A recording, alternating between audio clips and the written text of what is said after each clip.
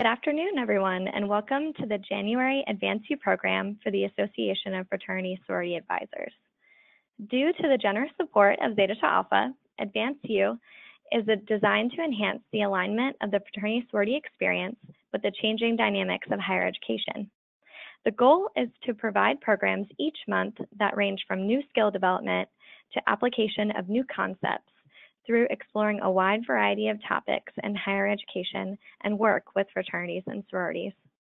Today's program is being inclusive in an exclusive community, examining transgender membership within private fraternal organizations. If a transgender student came into your office and asked about their eligibility to join a fraternal organization, would you know how to respond? What if a chapter approached you to ask whether they could initiate a transgender student? An increasing number of fraternal organizations are taking steps to clarify their policies on whether transgender students are eligible for membership, but the conversation is far from over. After a review on the basics of the transgender identity, this panel will settle this question surrounding the role of Title IX in social fraternal organizations.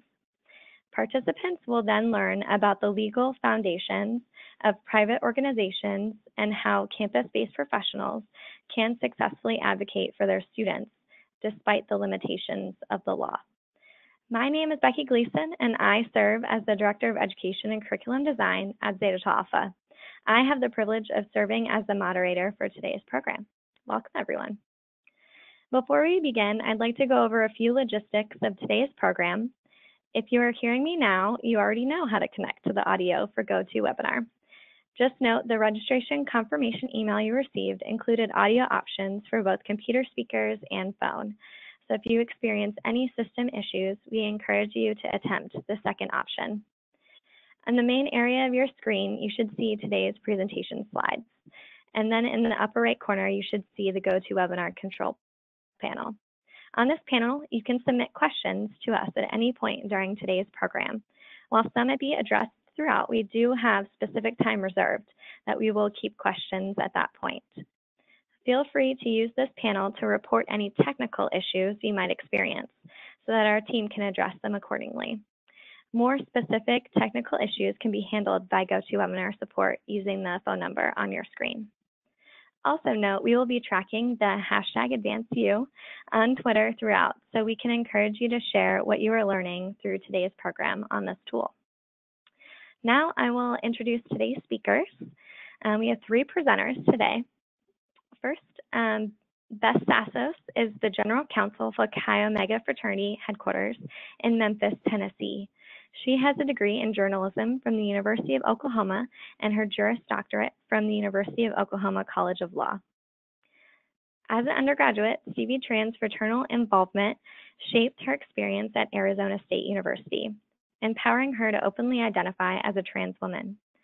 Stevie authored her first piece on transgender membership entitled Embracing Our Values, Title IX, the Single-Sex Exemption, and Fraternity's Inclusion of Transgender Members, which was published in the Hofstra Law Review. Stevie currently serves as the president and chairman of Sigma Phi Beta Fraternity and is also a practicing attorney in New York City. Nathan Arrowsmith is an attorney practicing at the Phoenix law firm of Osborne Maladin. He focuses on practicing on educational law, commercial litigation, and appellate matters. Nathan has a special interest in transgender legal issues, including transgender membership in fraternal organizations. Nathan also serves as the Director of Chapter Affairs for Sigma Phi Beta Fraternity and has previously served as their president and chairman. Thank you all for joining us today. And so we will transition then to talking about the session outcomes. So about this program, our objectives today are to familiarize yourself with the relevant terminology, understand how Title IX applies to private fraternal organizations, to understand associational rights applicable to private fraternal organizations, and utilize the information to help students navigate questions about membership eligibility. So let's thank you all for joining us, and I will transition to our presenters. Hi, good afternoon, everybody. This is Nate Arrowsmith.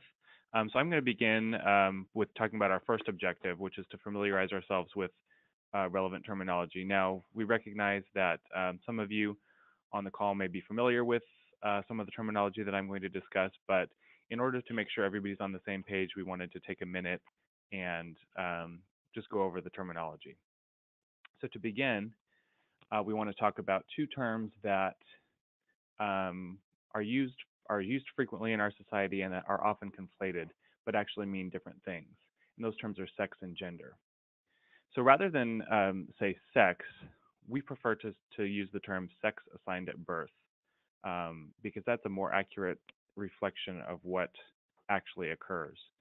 When a baby is born, the doctor examines the baby's external genitals and based on what he or she sees, assigns the baby to a sex. So if the doctor sees a penis, the baby is assigned to the male sex. If the doctor sees a vagina, the baby is assigned to the female sex. If the baby's external genitals are unclear, then the baby is intersex. Um, that topic could be a webinar of its own, and unfortunately, we don't have much time to get into that. But we did want to acknowledge that, although most of the time we think everybody is either male or female, there are individuals who are born intersex. So moving on to gender. Gender refers to characteristics and behaviors that are associated with each sex.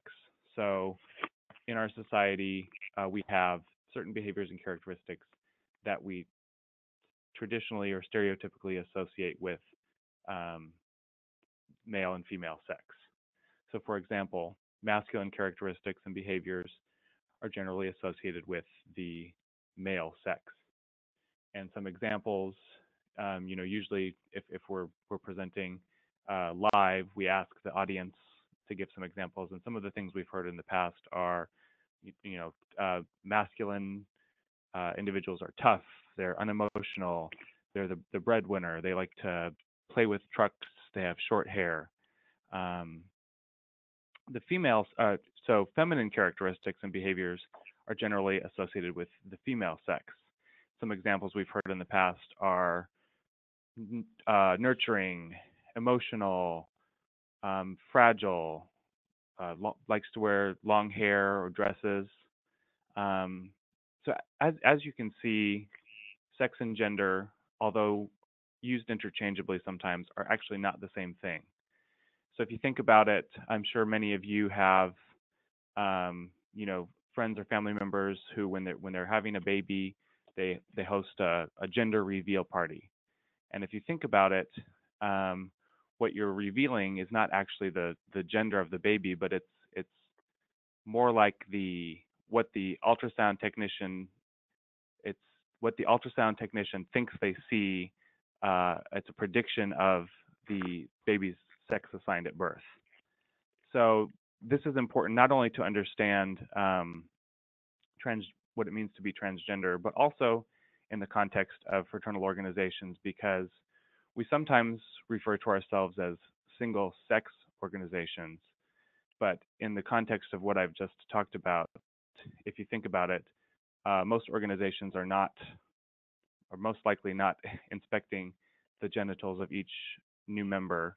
So more realistically, we are using gender to make determinations about the sex of our members.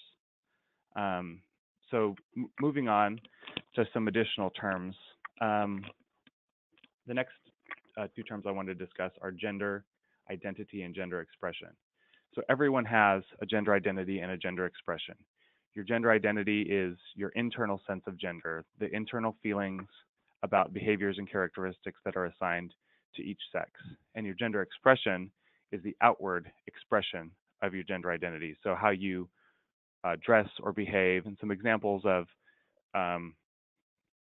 gender expression include the style or type of clothing, length of hair, whether or not one wears makeup.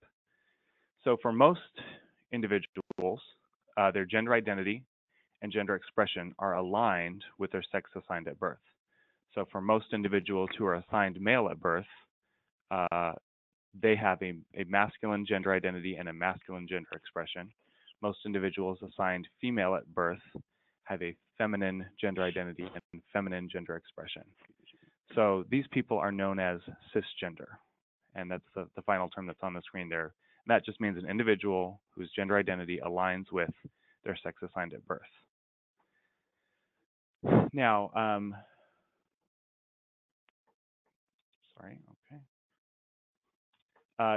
transgender, on the other hand, is an umbrella term for individuals whose gender identity does not align with their sex assigned at birth. So transgender people experience a feeling of incongruence or mismatch between their gender identity, their internal sense of gender, and their sex assigned at birth. And that feeling of mismatch and incongruence is known as gender dysphoria. And it can be very distressing.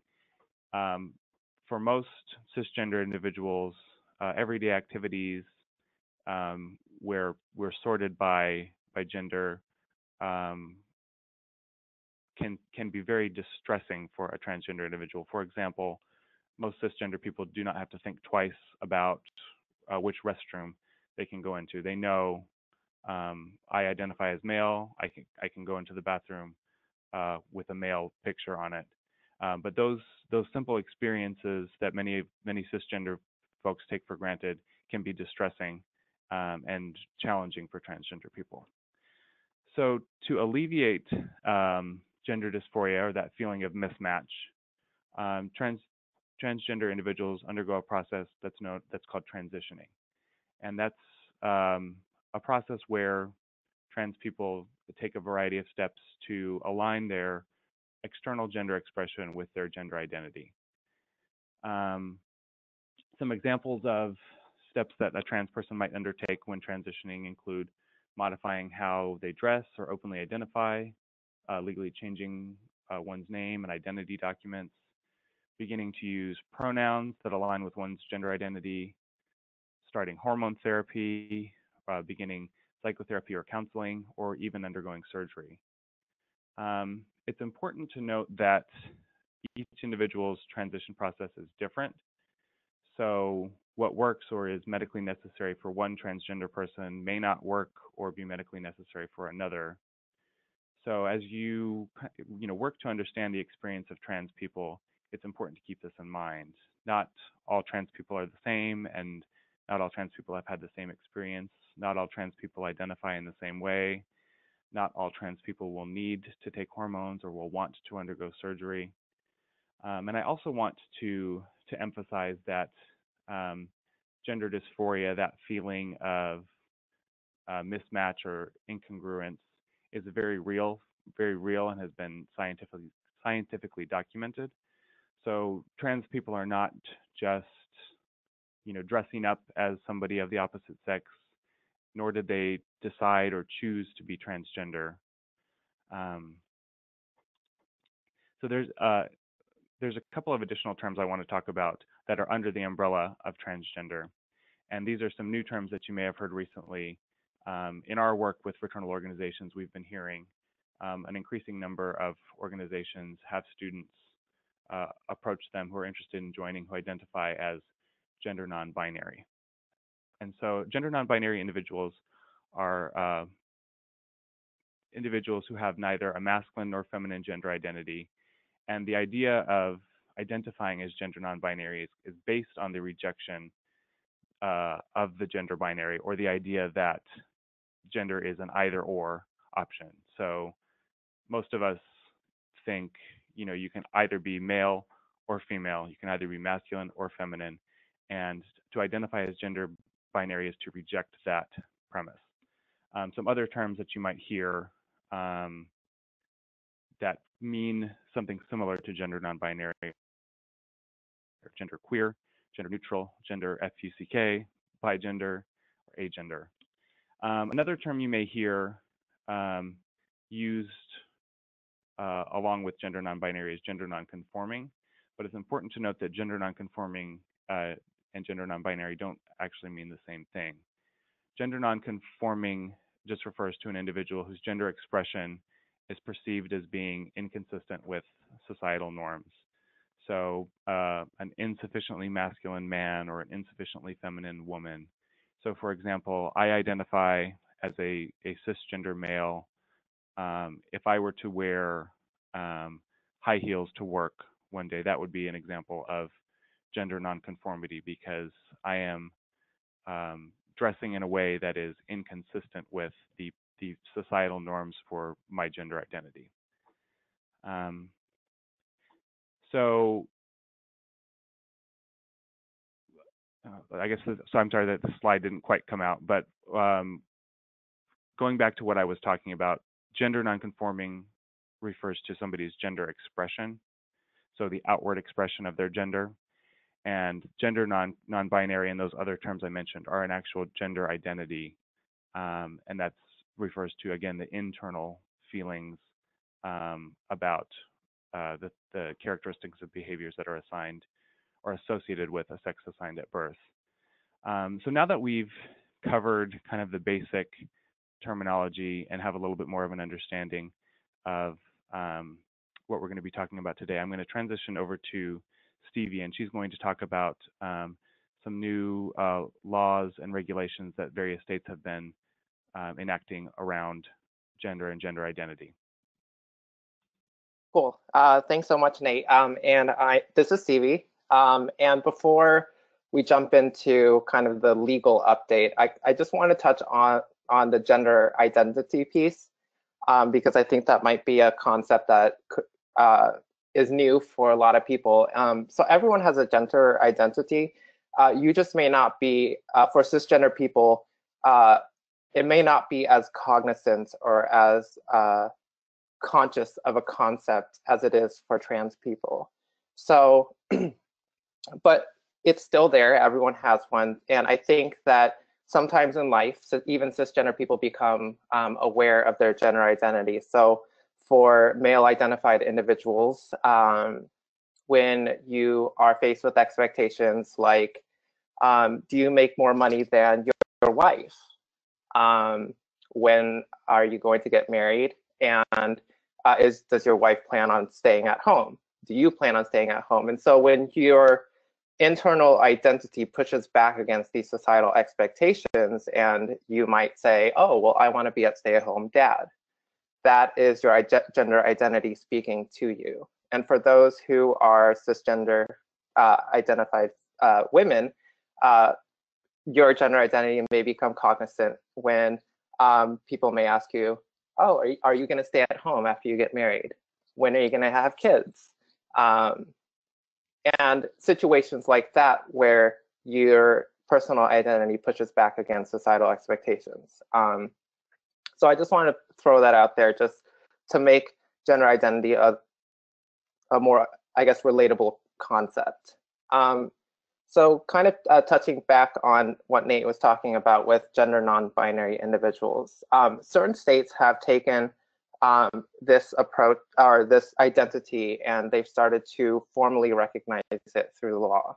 So starting first with California, SB 179, the Gender Recognition Act, actually passed the California State Legislature and is going to go into effect in 2 parts. And basically, what it does is on various identity documents, it permits for individuals to identify as gender non-binary on their driver's license, birth certificates, as well as for name changes. And under that statute, it recognizes non-binary as an umbrella term for people with gender identities that fall somewhere outside of the traditional conceptions of strictly either male or female or male.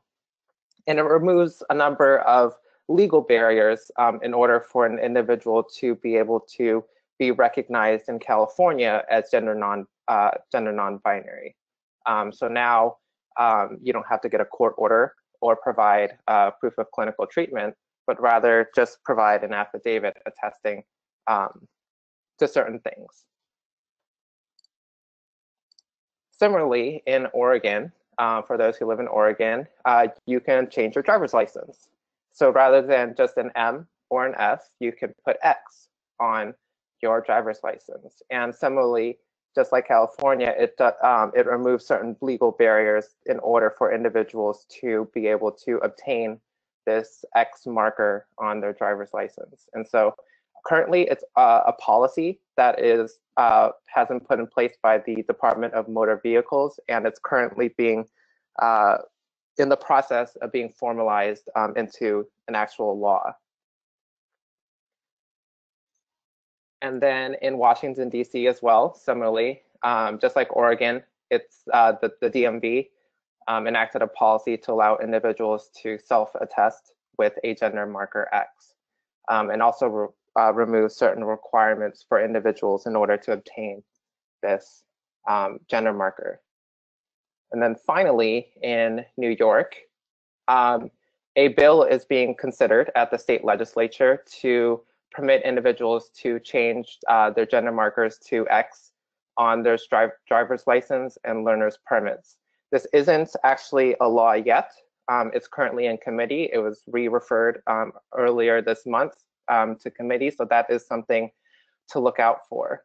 And so one thing I want to note is that Nate kind of talked about the lived experience of trans people and kind of individuals who identify outside of the binary, outside of male and female. And so I think that these statutes and these policies enacted by the DMV are great because it allows for people to have recognition. And I think recognition is such a huge piece in affirming identity. But I think for us, for those on the campus side, for those within headquarters, I think we shouldn't rely too much on these identity documents, because when a student walks in with X on their driver's license or their birth certificate, it doesn't really tell you much. It tells you that this person is not male or female, but then it throws all the other identities in kind of this potpourri, section. Everyone else is X. So it's definitely progress, but it's a lot of work. There's a lot more work that needs to be done to really affirm people's identities and recognize them beyond just a gender marker X. And in addition, this is a state-by-state thing. So there is no uniformity. Each state interprets, what X means differently. So that's just something to be cognizant of too, for those who may be on the headquarters side and want to talk about a policy that applies wherever you are. It doesn't matter what state you're talking about. So that's just something to keep in the back of your mind, that this is progress, but it's not everything. So kind of turning to the Title IX piece, as Nate and Beth and I have done this work, one of the things that we've encountered a lot in our conversations are people kind of saying that, oh, okay, trans membership, we can't talk about it, or we're not really sure how to deal with it, but Title IX allows us to discriminate on the basis of sex, or it has something to do with Title IX. So when I was in law school, I just wanted to do some research, and it ended up turning into a huge paper. Into what is Title IX? What does it do? Why is it there? And how does it impact us on the fraternal side? And also, how does it impact those on the campus side? So in order to really understand Title IX, you have to jump back to 1972, all the way back to 1972. And in that year, Indiana Senator Birch Bayh sponsored Title IX of the Education Amendments of 1972. And Title IX basically said, hey, I'm Senator Birch Bayh, and I think this whole discrimination against women in public institutions thing, yeah, that's not really cool. So educational institutions, we're gonna attach strings to the money that we give to you. And if you want our federal dollars, you must provide equally activities and programs to both men and women. And kind of this purpose is enshrined in the congressional record in 1972. And so that's where this kind of screenshot comes from. And then when you read that, these are the words of Senator Birch Bayh in Congress in 1972. And he said that the purpose of Title IX was to provide the long overdue legal framework to outlaw sex discrimination throughout our nation's system of higher education. And if you look down kind of at the bottom, Title IX, the result of this action was to once and for all ban sex-based quotas for admissions to colleges and universities, to mandate equality of opportunity and scholarship aid, and to make available equal access to course offerings and curriculum. And so Title IX passed. Back up, Nate. Okay, thank you. So in 1972, Title IX passed. And so the question that we have now in 1972 is, what does Title IX have to do with fraternities and sororities? Well, in 1974, what is now known as the Department of Education came in and said, hey, universities, we're not sure what this whole fraternity and sorority thing is. We need to figure out whether you, the educational institution, can continue to receive our federal dollars if you recognize these types of organizations. We need to see if these organizations are being provided equally to both men and women. And so when Senator Bai, the lead sponsor of the original Title IX, got wind of this, he stepped in and was like, whoa, hold on. Department of Education, you're not even going to get the chance to answer that question. Fraternities and sororities have been an integral part of our nation's history. Therefore, I propose an amendment. And so that amendment passed. And when you turn to the congressional record in 1974, you can again read Senator Bai's statement that he made in Congress. And he said, as the author and prime Senate sponsor of Title IX, I know that it was not my intent, and I do not believe that it was the intent of the Congress that Title IX be extended to organizations such as social fraternities and sororities. And if you turn,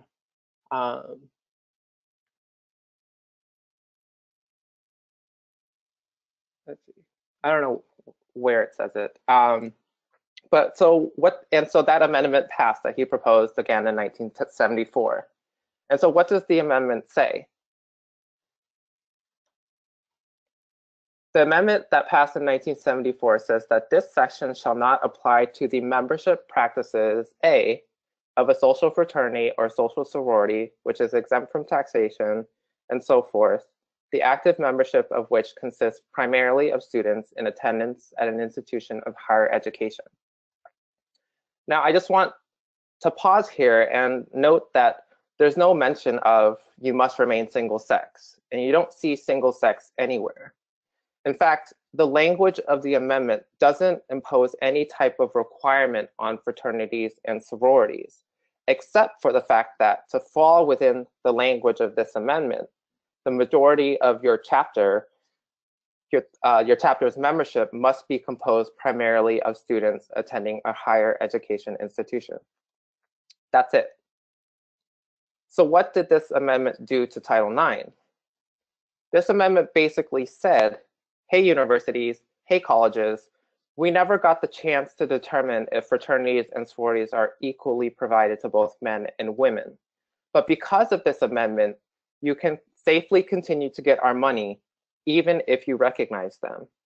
So just note where the focus of Title IX is. This isn't the federal government saying, hey, fraternal organization, listen up. It's the federal government saying, hey, university, hey, college, listen up. And if you look to the congressional record when the 1974 amendment was being discussed in Congress, it actually contains a letter from Caspar Weinberger, who was the then Secretary of Department of Education. And in relevant part, the Secretary of Department of Education confirms this interpretation. Specifically, obligations under Title IX run to the recipient institution of higher education and not to a fraternal organization, unless the organization itself received federal financial assistance. So if Title IX is basically putting limitations and conditions on universities and colleges when it comes to money, what does Title IX have to do with transgender membership? Absolutely nothing. Because remember, Title IX doesn't apply to the membership practices of fraternities and sororities, and the obligations run only to the recipient institution of higher education. So as a practical note, Nate and Beth and I have been working kind of on the ground, on the front lines to really reshape how we talk about and how we write about Title IX, especially to those outside of our community. And so when I see things like Title IX single-sex status or exemption under Title IX, I kind of cringe a little bit because I want us as a community to be firm that Title IX does not reach us as fraternities and sororities. It doesn't grant us any rights or protections, but conversely, it doesn't bestow obligations upon us. And so, for example, if you look to the NIC, they recently made an announcement, and if you just want to press one more so you can zoom in. So they made a recent announcement. Part of what they wanted to do in their working group was to obtain legal insight around impact on Title IX exemption of single-sex fraternities and sororities. Similarly, though, on the women's side, in their recent announcement, they stated that they were going to review legal insight that impact Title IX exemption as single-sex organizations. And so I think Title IX exemption is highly problematic because it implies as if my fraternity is exempt, but not all fraternal organizations may be exempt. It implies that, you know, Tri Alpha would have to actively do something to receive this exemption.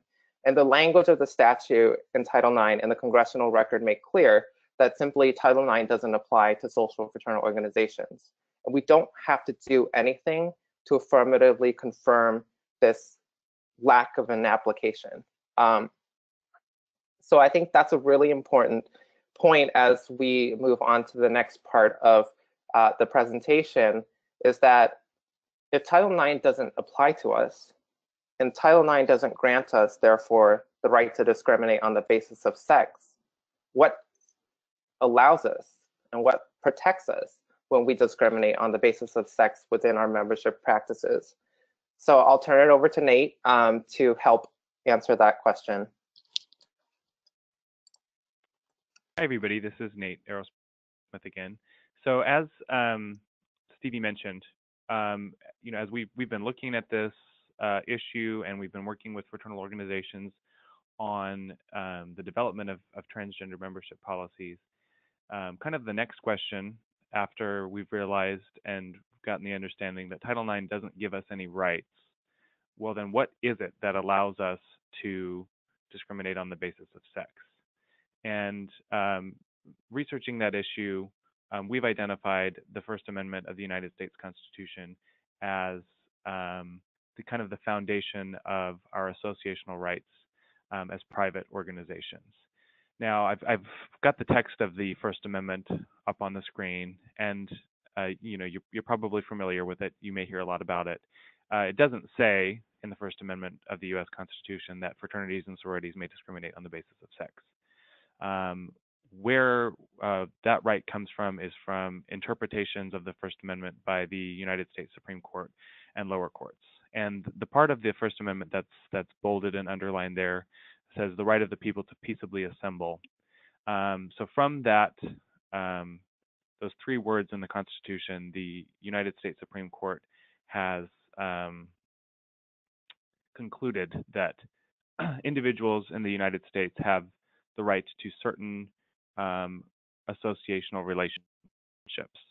And I'm going to talk about two kinds of associational relationships: the right to an intimate associational relationship and the right to an expressive associational relationship. And both of those have some relevance to fraternal organizations. And the reason that we're talking about this is to kind of get the community talking about this issue so that we can begin to better understand associational rights under the First Amendment. What do courts look at, and what should we be doing to preserve those rights, both on the organizational side and on the campus-based professional side?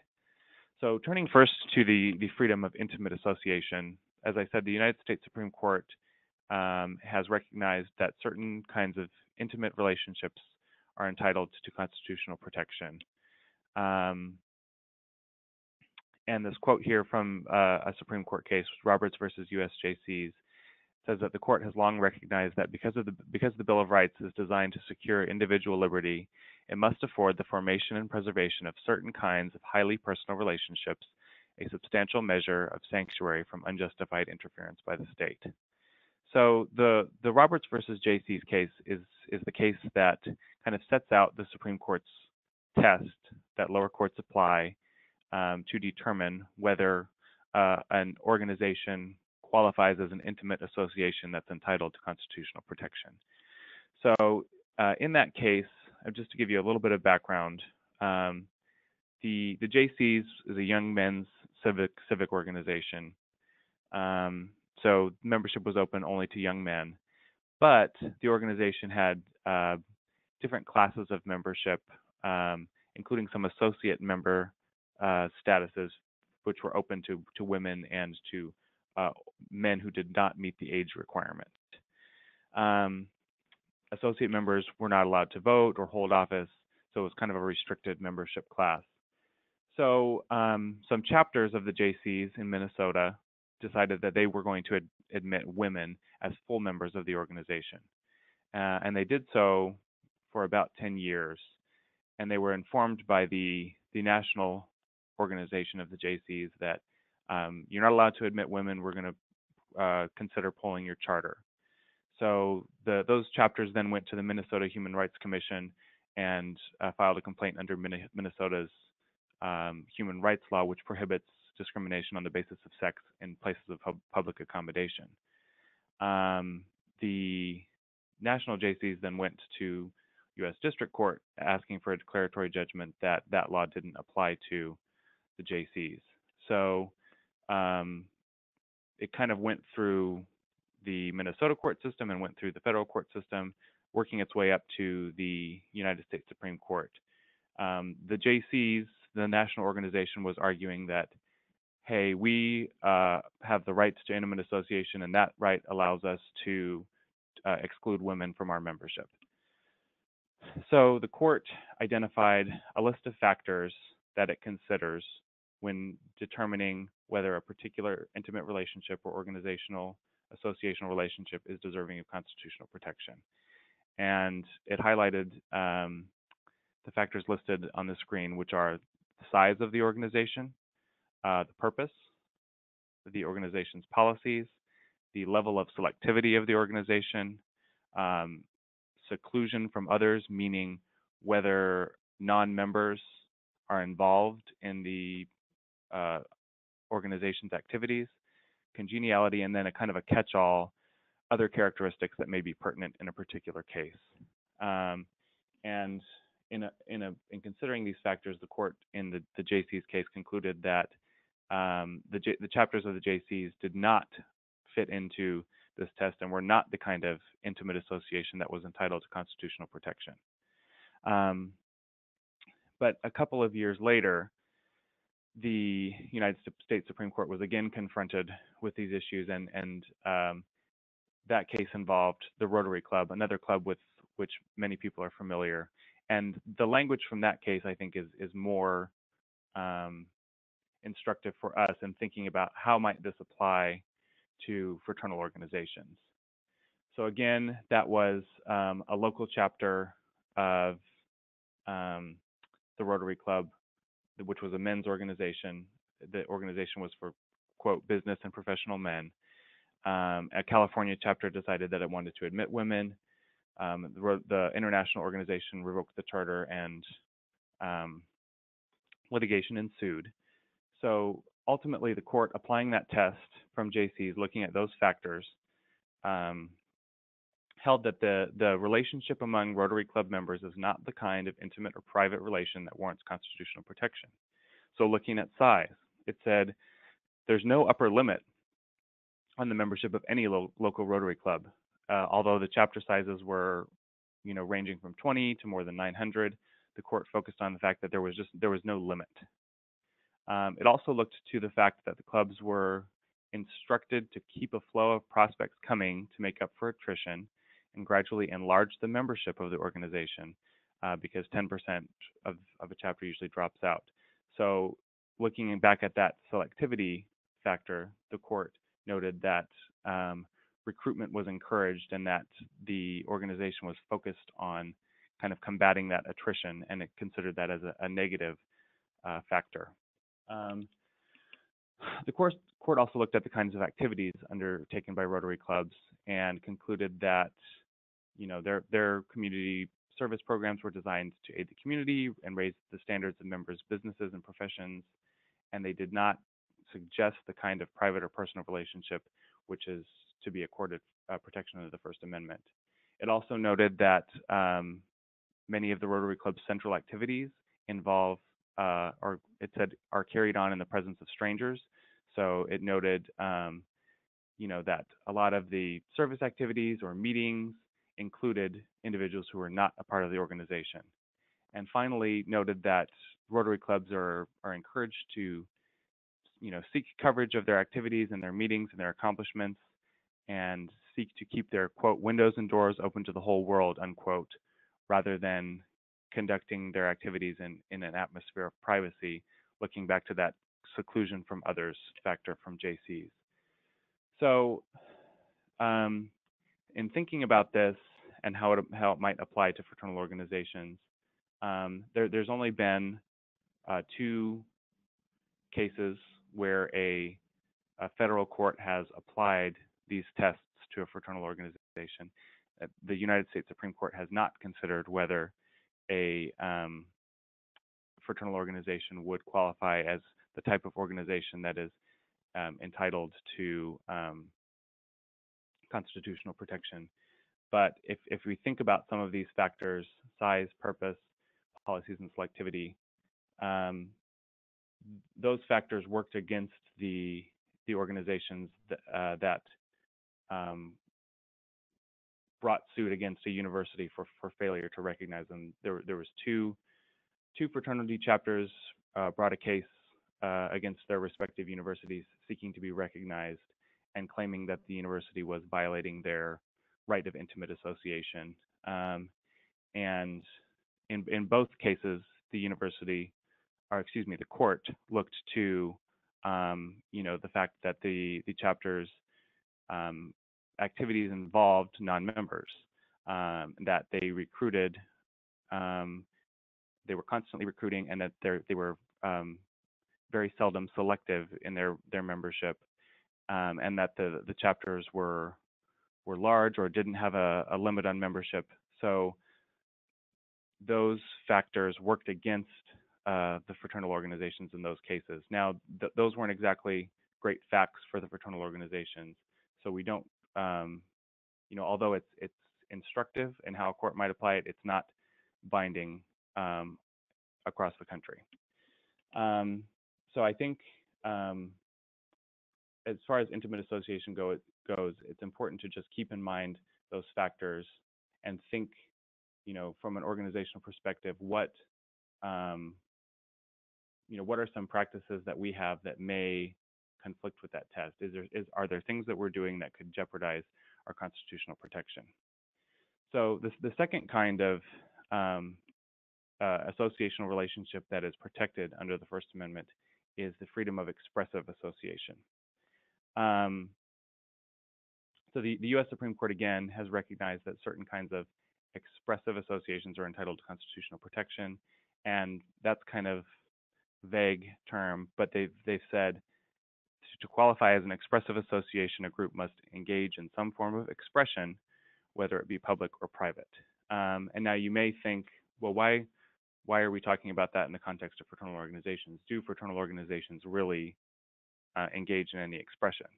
Well, a recent case talking about expressive associational rights involved the Boy Scouts of America, and the court concluded there that the Boy Scouts were an expressive association because the organization, quote, seeks to transmit a system of values. So we think that's relevant to fraternal organizations because that's a large part of what we do. Is we have a set of values, and we are trying to impart those values to our members. So in that case, there was that case involved a openly gay scoutmaster who was kicked out of his position by the Boy Scouts on the ground that they had a right to exclude homosexual scoutmasters. And he filed suit under a New Jersey public accommodation law. And in defending their right to exclude homosexual scoutmasters, the Boy Scouts relied on portions of their Scout Oath and Scout Law as support for their position that this was inconsistent with their expressive associational rights.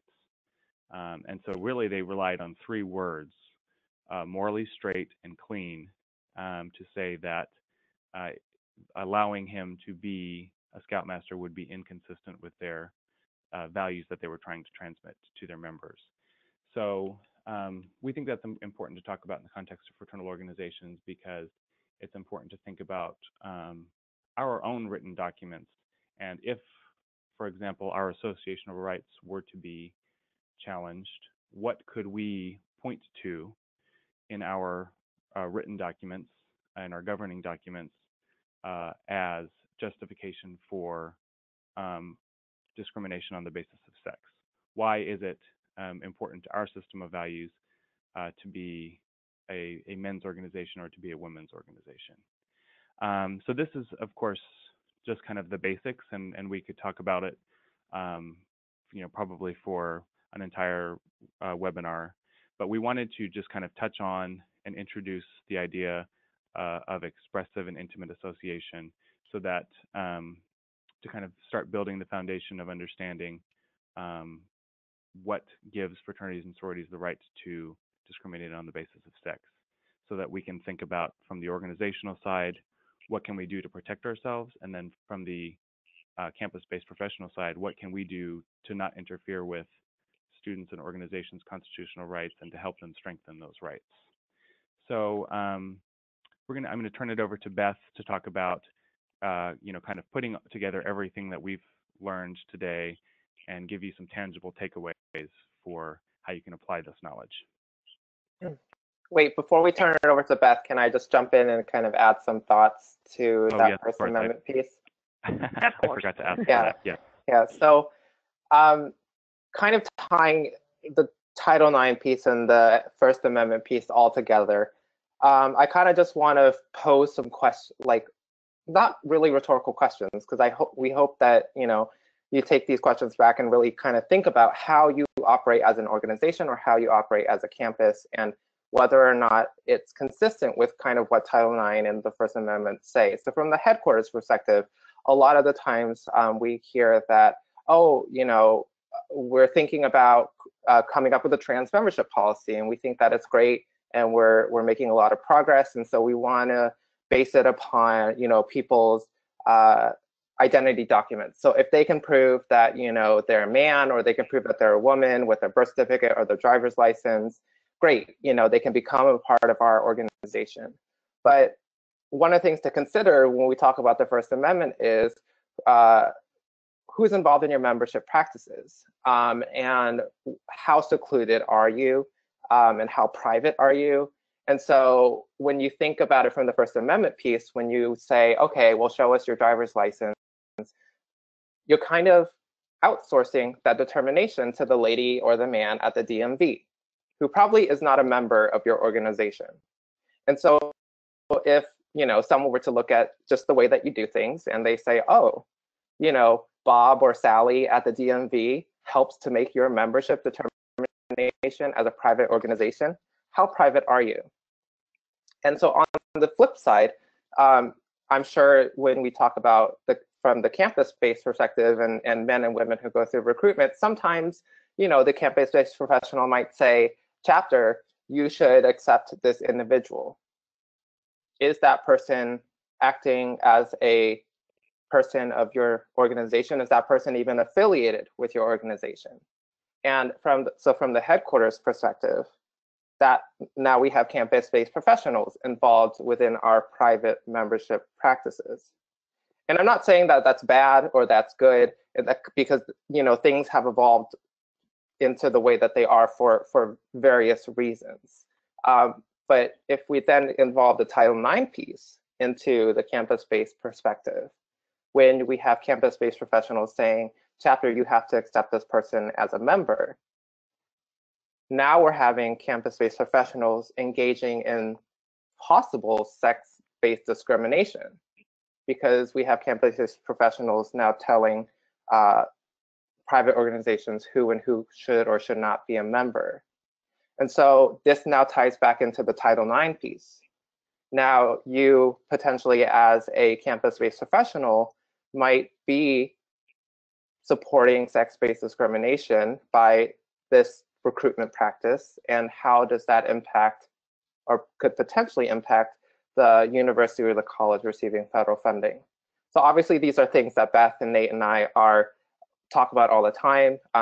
We definitely don't have answers to them, but it's definitely something to just think about and have in the back of your mind and on the radar, just to think about, oh, is this, does this help us become more private, or would this make us less private?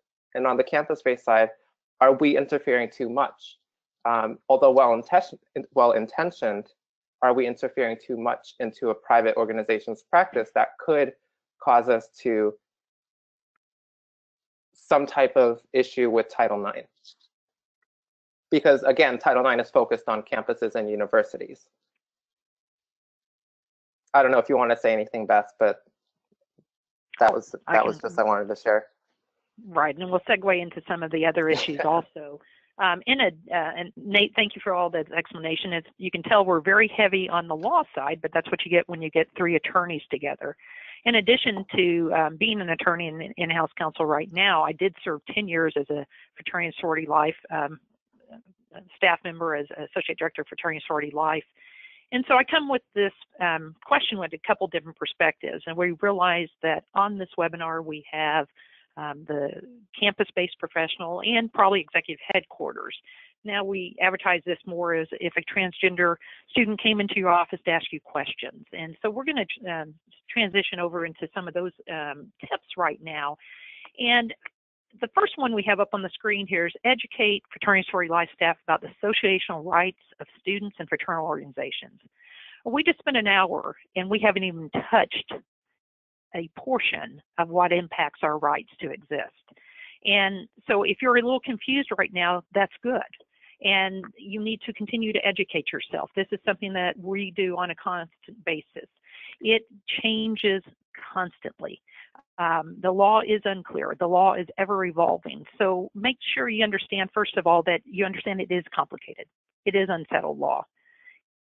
What is settled is Title IX applies to the university, not to the sorority, but the rest of this, how do we operate, is unsettled law.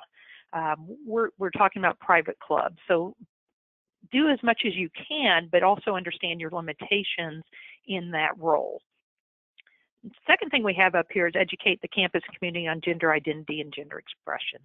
This is very important. Just as we started off this webinar going through terminology so that we would all be understanding the terms we were talking about during this presentation, it's very important that your campus and your organization and individual members are on the same. And or if you're a national organization, that as you're working with your volunteers or your campus leaders, that we're all speaking the same language, and understand that the terminology is evolving on a continuous basis. Provide resources. Talk to experts. There's a lot of individuals in this field that will, either do an online phone call or come into campus or to your headquarters to provide this education. But understand that every individual is going to be starting at a different stage in their education. For some, it might be the first time they've ever heard this term, and they're still stuck back on that, trying to make sure they're saying it correctly, where others are more advanced and understand and want to get down into more information. So figure out where you are, and it's a continuous education for your campus community. Next thing is familiarize yourself with any existing transgender membership policies of an international or local fraternity or sorority. Now, that's easier said than done. It's going to be very difficult to find this information for a lot. I would encourage you as a campus-based professional, if you have a question, reach out to the fraternity or sorority. Now that might be on the local level. You might have a local sorority that doesn't have the regional or national or international base to reach out to. So figure out, as the campus-based professional, who do you, communicate with that group, and and they might be able to walk you through. I would caution you right now, though, be careful not to try to interpret the policy of that organization. As Stevie mentioned and Nate, that this is an internal internal matter for that organization, and it really does need to be directed back to that organization to interpret it. Next thing we have on here is provide sample language and terminology to assist with ongoing education. That can go back up with the Educate the Campus. This is something, though, as a professional that you need to stay up on. You need to make sure that you're understanding the language that's being used. We also might be able to help provide some sample language that you would use in your own literature, whether it's in your recruitment manuals, on your web page. And that's the next part on there, is to make sure you are reviewing those publications.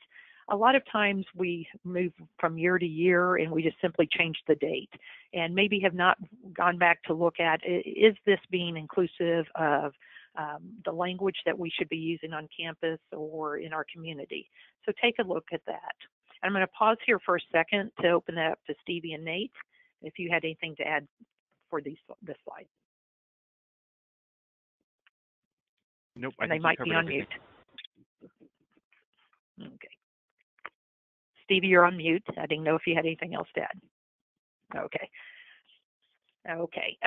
So we're going to go on to the next slide here. And this is what can you do for your collegiate members? They might come into your office and be either frustrated or confused or excited, wanting to explore this issue. And what can you do to help that student? You're there to encourage and support that chapter member in navigating their respective policies to clarify. And that's where you have to really put on your coaching hat and make sure that you're working with that student. Some groups are going to be a little bit further along than others. Some might not understand how to do it. And again, I'm asking you, make sure you're not interpreting or necessarily pushing your own views, whatever you feel, but working with that student to encourage. Most of our organizations have a process by which they can go through and make changes. It's going to be different for every group, so it's not a one-size-fits-all. Then also to educate chapter leadership on their ability to advocate for policy change with their respective organizations. It might have to be a change at their national convention. It might be something that the board can make at their level. It could be a collegiate advisory board. It might be something that can be made at the local level. But where you can help that chapter leadership on your campus is help navigate, and maybe you pick up the phone call with the contacts that you have with the national organizations or international organizations or on the local level.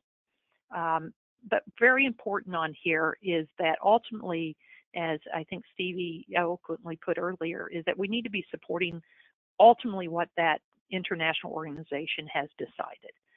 This is a private membership organization, and it's important that as a staff member that you're supporting that organization, but you are definitely there to help your student navigate these questions. Nate or Stevie? I think that I just wanted to reinforce, I think, what you just said, that again, that's why we're talking about the First Amendment, because it is the associational right of these organizations to decide who may and may not become a member, and so that's why we're discussing it in that context. Supporting members and advocating for changes in their own organization rather than telling them what they should or shouldn't be doing. Thank you. Okay, we'll go ahead and go into the next slide. And this is probably, for the campus-based professionals, the one that's going to impact you the most. You're going to have a student maybe walk into your office to ask you a question, or worse yet, maybe not walk into your office, but is unable to find that information. So it's very important to make available whatever you can. Now, as I stated earlier, you might not be able to find the policy. A national or local organization might not even have a policy. They might be using language that is not necessarily current language that would make sense to someone who is in the process of transitioning. It might not address whether a non-binary student may join a fraternity or sorority. So this is very difficult, but this is an area I know that we're all working on from national levels and campus-like professionals together. It's going to take some time. Just as Stevie pointed out, the states are addressing this in multiple different ways. She provided 3 or 4 different examples of how states have done it, and they've all chosen different methods, some with their good processes and some with bad. Now, in the last few weeks, I came across one I'm going to mention to you. I know most of you are sitting at a computer.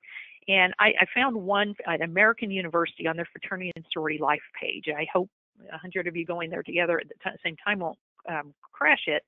But they have what I consider an excellent it's titled Non-Discrimination Clauses in Trans Membership. I won't read the whole thing to you because you can go to that site. But what I did like about this is it talks about, briefly says, all sororities and fraternities in American University abide by non-discrimination clauses. It goes on to talk about some additional protections. Next paragraph says trans membership inclusion is dependent on the organization's stance at the inter/national level. Private membership organizations retain the right to discriminate based on sex and gender. Then the next paragraph continues on that at AU, and it lists the names of several fraternities and sororities, and then it says these organizations are explicitly trans inclusive. And if you're a student who identifies, then please contact the Fraternity and Sorority Life Office. It goes on further to talk about some sessions that they host for trans students that might be interested in joining a fraternity and sorority. This one paragraph here, this one page on American University's Fraternity and Sorority website is the perfect example of what you can do. It proactively tells what groups do support or explicitly are trans inclusive without trying to interpret it. They also earlier I skipped over this sentence. It says, if you are interested in learning more about a specific organization's clause or practice, please research their organization online or call their headquarters. And what I appreciate from that is that it's a Fraternity and Sorority Life Office that has made available this information and helps direct them without trying to interpret it or to put their own spin on it. Stevie, Nate? I think that covers everything. Okay. And Stevie, unless you have anything else to add right now, that brings us to the end of our presentation right now, that we were open for questions and answers. Stevie? No, I don't have anything else to add. Okay, looks like we do have a couple questions that have popped up. So I can read the first question. Says, with the Oregon and California laws, do individuals have to be recognized as non-binary first before changing their identity to male or female if they are transitioning to male or female? So Stevie, do you want to take that one? Can you repeat it, because I can't see it? Oh, okay. It's just asking about the Oregon and California laws and whether individuals have to be recognized as non-binary first before changing their identity to male or female if they're transitioning. So I think it's kind of like, if you're transitioning from male to female, do you have to stop in the middle and be non-binary? No, I don't think so. The way that I read it, it allows for individuals who don't identify or who may reject the premise that male and female are the only identities out there to have something else. Because I think that for the campus-based professionals, but also probably for the headquarters, you'll probably encounter people who might say, male doesn't fit me, but female doesn't fit me, and there's nothing else that I can be recognized under. So I think X is the gender marker X is really what that is for. Also, it requires the self-attestation. So I think it's more individuals who want the gender marker X on their identity documents would be the ones to pursue it. I don't think it's a requirement through transition, because a lot of people transition and they don't change their legal documents for various reasons. It's too expensive. They don't think it's necessary. And maybe some states don't have some states have legal requirements that are just too cumbersome. Like they may require various surgeries that are just expensive, invasive, and not necessary for a person to be who they are. So definitely, I don't think so. Okay. The second question says, do campus Panhellenic councils have the ability or right to create inclusion policies for chapters, or is it always up to the individual chapter? I'll grab that one as former Okay. Panhellenic advisor, if that's okay. And it's actually, I'm going to change the question a little bit. It's not really up to the individual chapter. It's up, if that individual chapter is part of a national or international organization, it's going to be up to that national organization, of which that individual chapter should have a voice in their governance, whether it's at a convention or so on. But a Panhellenic council would not address or require or create inclusion policies for their individual chapters. Stevie, you want to add anything to that? A little bit, because I think Julie Johnson and Pete Smith-Heisler a couple years ago wrote an Essentials article talking about this on the national level. I know the question was posed on the campus-based level, but the membership determinations are left up to each individual organization. So I would say, just like, the national conference wouldn't be the one to dictate how each organization determines who cannot become a member. I would kind of translate that down to the campus level, that the campus IFCs or the NPHCs or NPCs probably should not be telling each organization how they should determine their members, because I think Beth was talking about that's a determination left up to each national organization, if there is one. Okay, so the next question that we have asks, has anyone compiled the list of international headquarters policies on trans student membership? I don't know that off the top of my head. I'm not aware of one, and that sounds like maybe something that we could do in our mountains of available spare time. Another project for us. Are either of you, Stevie or Beth, aware of a kind of a master list?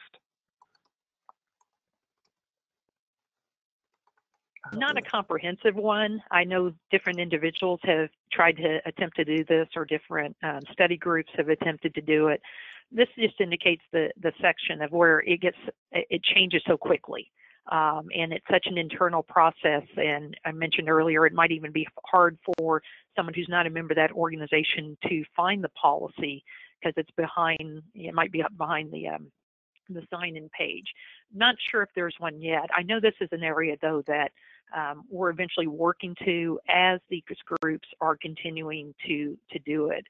Just as we talked about in the advertisement for this, an increasing number of fraternal organizations are taking steps to clarify their policies, whether transgender students are eligible membership, but the conversation is far from over. It started, but as a comprehensive list, I'm not aware of any that I would rely on. I think that's why it's very important to have those relationships with the national organizations, or at least as a campus-based professional, encourage your own the leadership of the individual groups on your campus to reach out to their appropriate person to get the information. Okay. The next question that we received says, first, thank you for all this info. And then asks, so if Title IX applies to universities only, do fraternities and sororities really need a transgender policy? So I think just the first thing that I would say to that is kind of going back to what I was talking about with the case involving the Boy Scouts. If we want the ability to discriminate in our membership decisions, what can we point to in our governing documents that as a justification for those membership decisions? And so whatever stance you take on trans membership, whether you decide trans individuals may become members, or whether your organization decides that trans individuals are not eligible for membership, what could you point to in your governing documents to support that determination? So that's why I think it's advisable to really think through your organization's policy on that, and to put it in writing, so that as you're making membership decisions, it's supported by your governing documents. And also, I think that there's a lot to think through here. If your organization says, well, we're a women's organization, women can join, well, do you mean cisgender women? Do you mean transgender women? Do you mean individuals who are assigned female at birth? Do you mean individuals who are assigned female at birth but also identify as female? It's another good reason to have a policy and to think through these issues, is to kind of answer those questions, so that somebody who is going to a recruitment event at any university where you have a chapter can know whether or not they are eligible to be considered for membership. Stevie or Beth, if you'd like to add anything to that. Sounds good. Okay. I think there's another question up for you to read. Okay. The next question says, if Title IX does not protect fraternities and sororities, and the obligation is for higher education institutions, then why do colleges and universities allow, approve, recognize fraternities and sororities, or organizations that discriminate on the basis of sex?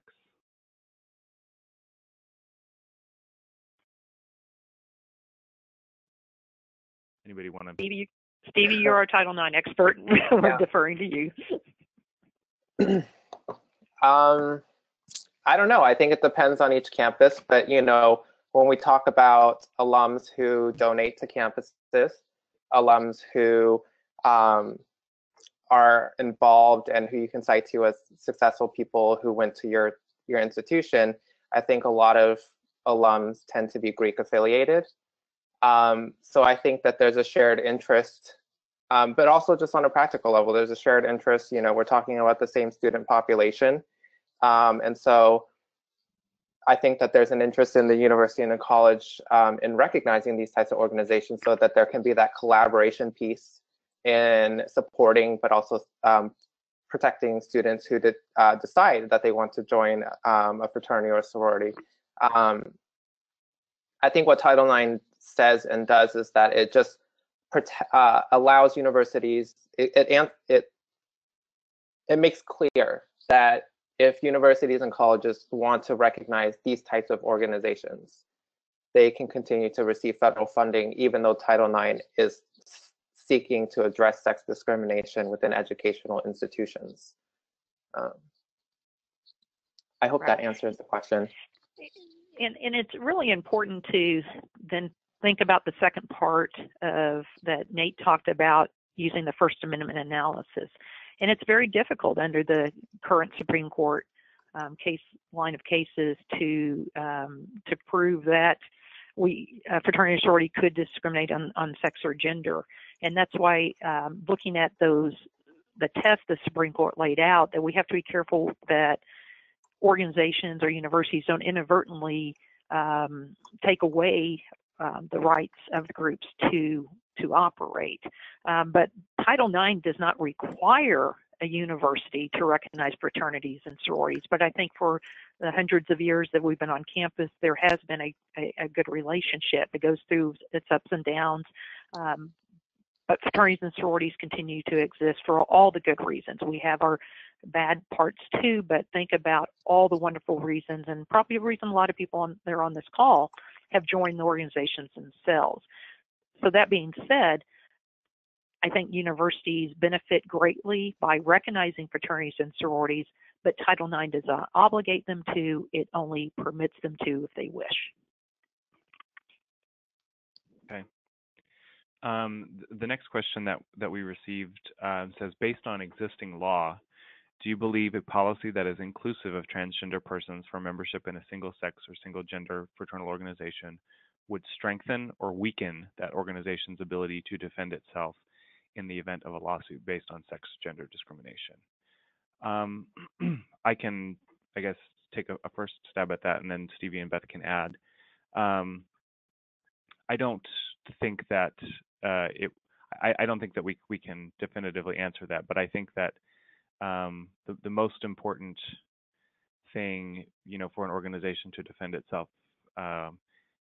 in a lawsuit based on their membership practices would be, do you have a written policy?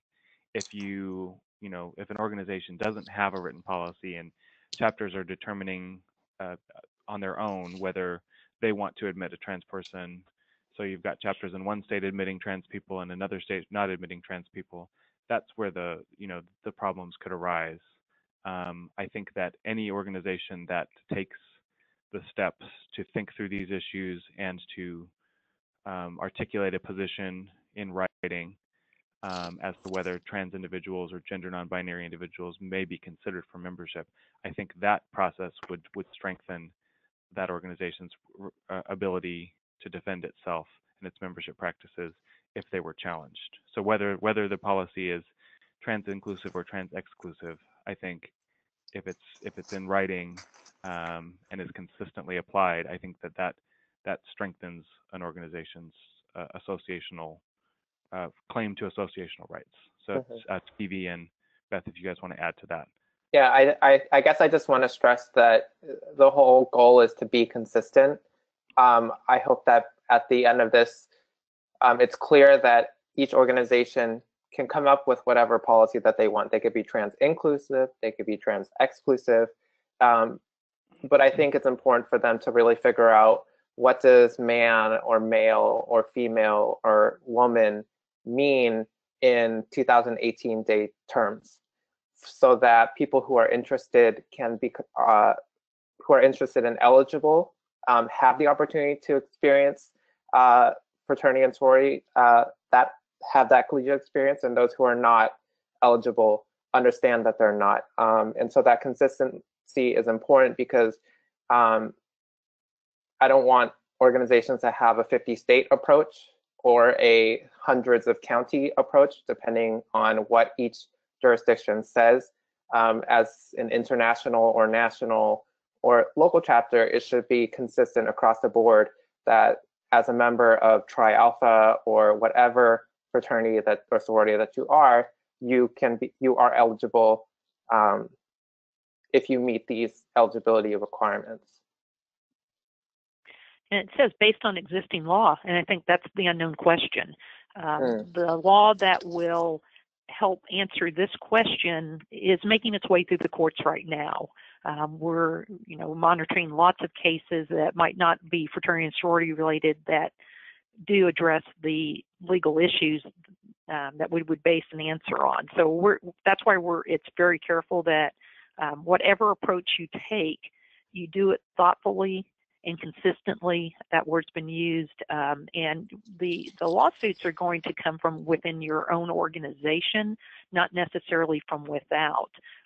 So that's why it's very important that a organization wishing to change its policy follows its own internal process for changing the policy, so you're not challenged by your own membership.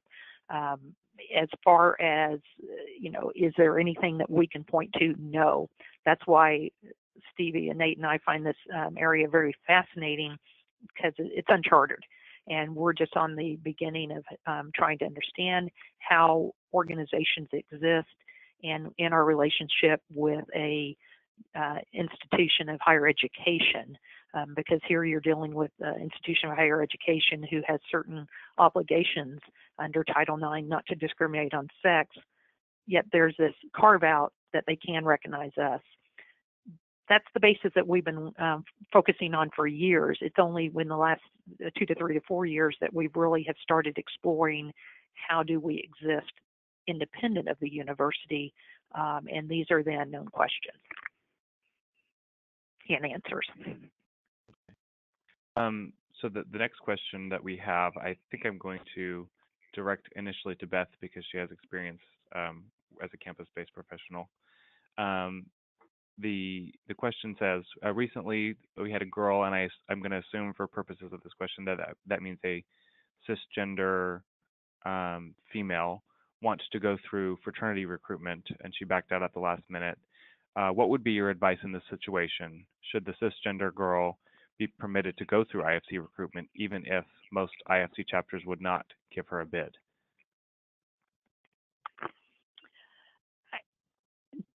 And this is that question that you're going to be dealing with as a campus-based professional, and your role there is to help that student navigate and making sure that student knows the expectation and who's eligible. There's not a hard, fast answer to this. This is something that you're going to be addressed with, and especially if we're dealing with, again, using the word girl here, it's unclear if you're what we meant by that question. But your role as fraternity and sorority advisor isn't necessarily to prohibit someone going through, but to educate that individual whether they would even be eligible for membership.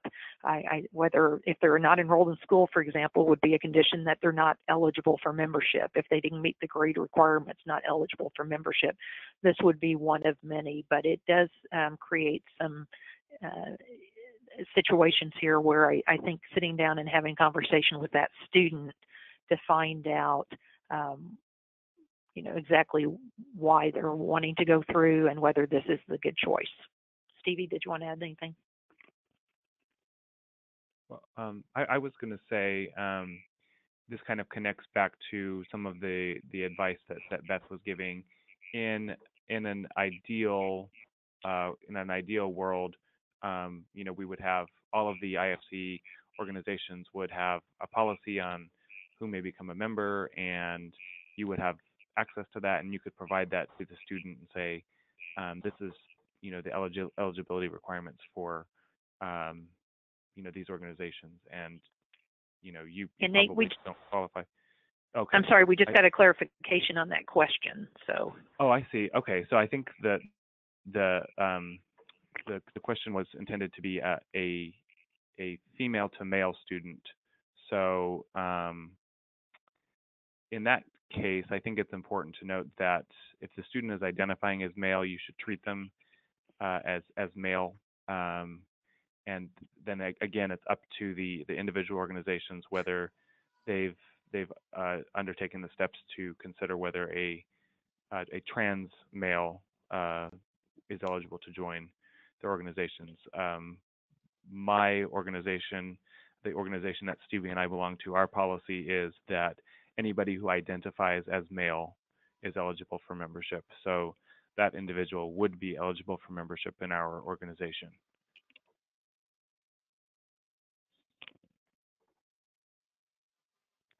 Stevie, did you want to add anything to that? No. Okay. Okay. So I think that's all of the questions that we have received, and I'm going to turn it back over to Becky to wrap this up. Thank you all for listening and participating. It's been a pleasure for us to be able to present to you. Thank you. Wonderful. Well, it looks like we are approaching the end of our time and the end of our questions for today's program. I want to extend a huge thank you to Beth, Stevie, and Nate for taking time out of your week to spend time with our membership. Your insights on creating an inclusive community have really proven very valuable to the work that we do. I know I've learned a lot personally. So thank you all for your participation and for offering great questions to our presenters. We hope that you learned some new ideas and practices that will help you improve your work. Following today's session, a recording will be posted on the AFA website within a few weeks. All webinar participants will also receive a program evaluation for today's session, and we hope that you take the time to provide us with that feedback. Thank you again to Beth, Stevie, and Nate for this session, and for all of you as participants. We hope you continue to be willing to think differently and work differently through learning about new ideas and topics by joining us again for AdvanceU. So thank you, everyone.